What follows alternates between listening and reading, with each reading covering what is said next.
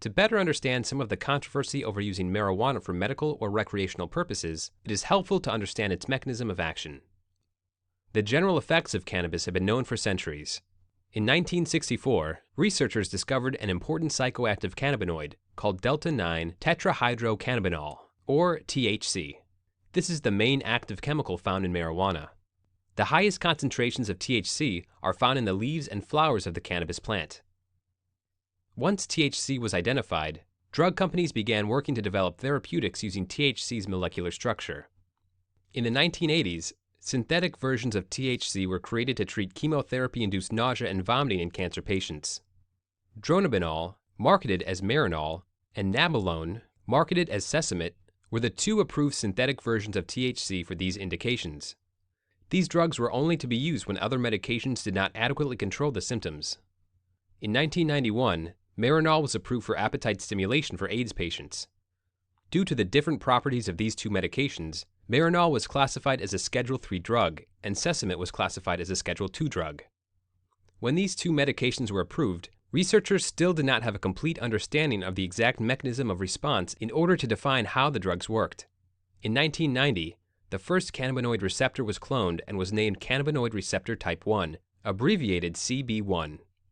Researchers found that THC binds to and activates specific receptors on the nerve cells in the brain and central nervous system that influence pleasure, memory, thought, concentration, time, depth perception, and movement coordination.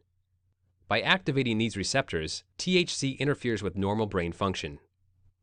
CB1 receptors are concentrated in areas of the brain, such as the cerebellum and the basal ganglia. These areas are primarily responsible for regulating balance, posture, and coordination of movement. Studies also suggested THC interferes with memory by decreasing neuron activity in the hippocampus. Furthermore, marijuana also affects receptors in brain areas responsible for sensory perception such as sight, sound, taste, and smell. However, there are very few CB1 receptors in the brainstem, which controls involuntary functions such as breathing and heartbeat.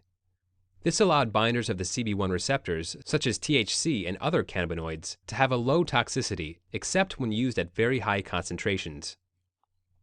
In 1993, a second receptor, cannabinoid receptor type 2, or CB2, was cloned.